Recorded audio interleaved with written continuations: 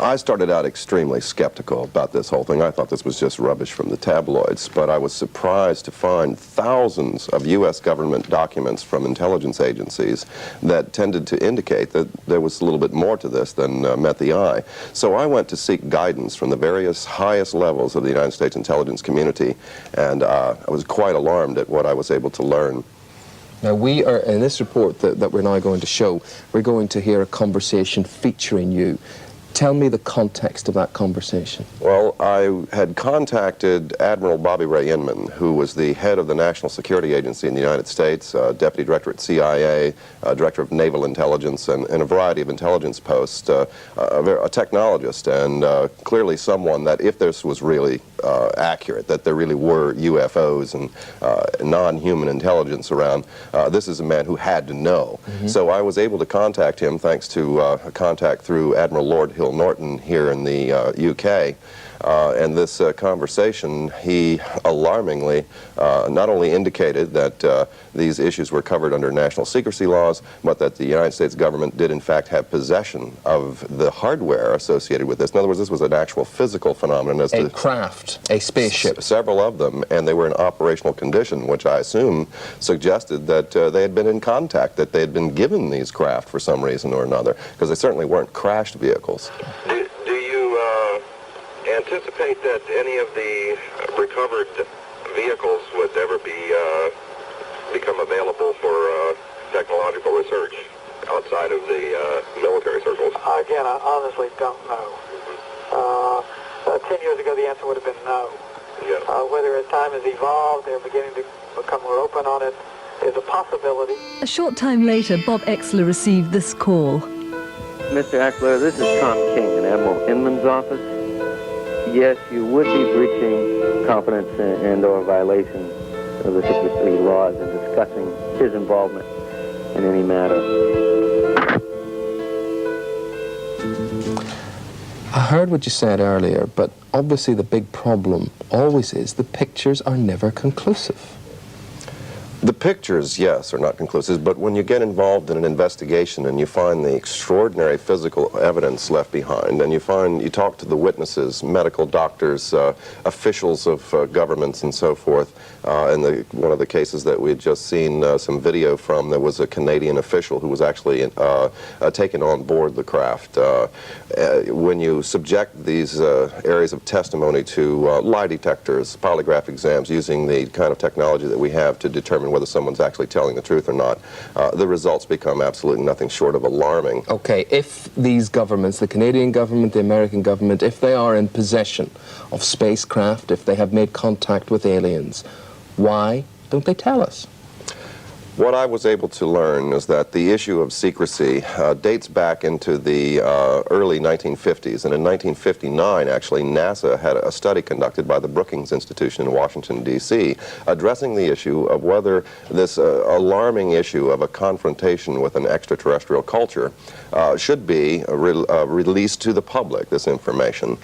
It was determined that there would be grave consequences for just an overt public pronouncement by government officials.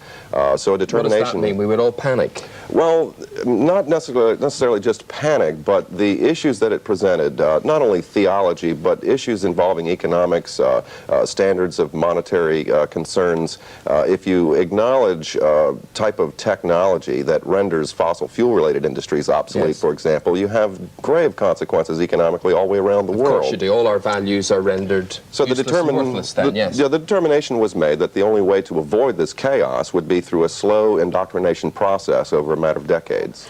You really believe? Have you had a close encounter, as they say, or have you seen UFOs? Well, I wouldn't really call it a close encounter. I think it has more to do with the contacts I've had with the U.S. intelligence community and being a technologist, being called in to analyze various video films and photographic evidence.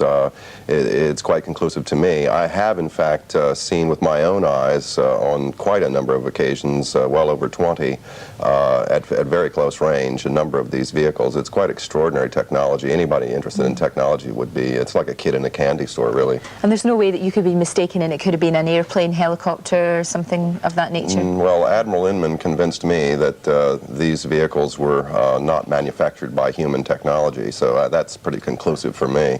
Do you think, though, that the government know this is happening, know that it's going on, but why don't they want the rest of us to know? Why do they not want that? Yes, you are correct. The government, many governments around the world do in fact know. In fact, NATO conducted a study in the 60s involving quite a number of these incidents. The decisions to maintain secrecy regarding this center more around not upsetting the economic apple cart, religion, theology issues that come into play, and quite a number of issues that essentially center around science and technology. We do have to come to grips with the reality that perhaps human beings aren't the only intelligence in the universe, and that they have in fact been here to visit in spite of projects like the NASA SETI project, the search for extraterrestrial intelligence in deep space. There are serious issues associated with this, and we have a mentality where we like to kind of poke fun at the issue through tabloids and so forth. And like this kind of thing, this is what we perceive an alien to be like. Well, these are actual photographs taken from a case up in Canada that have indeed been authenticated by a Canadian government official who was taken on board the craft and apparently had some form of telepathic communication with the occupants, the pilots of the vehicle, as you might say. They are different than us, but it's interesting to note that they are humanoid and that they have 2 arms and hands and 2 eyes and so forth. They're quite much like us, only in significant ways they're different. Of course, if there's one that comes, there's obviously going to be more, and just like we have different species of humans on this planet, I'm quite certain there's different species of alien life forms. So we could run into malevolence. In fact, President Reagan on several occasions alerted concern about the potential hostilities from outer space and why it would be important for us to work together on this planet with superpowers and so on uniting. Clearly the problem that we're confronted with here is that although technologically these beings may be more intelligent than us, we appear to be more advanced in areas of civility. We have emotions and things like that, and we have concern for our fellow man, whereas that doesn't seem to be the case necessarily in some of these other cultures. Bob, thanks very much indeed. It does seem strange that we can't get on with one another in this world, so you wonder whether we will get on with aliens, but thank you. Right, thank you.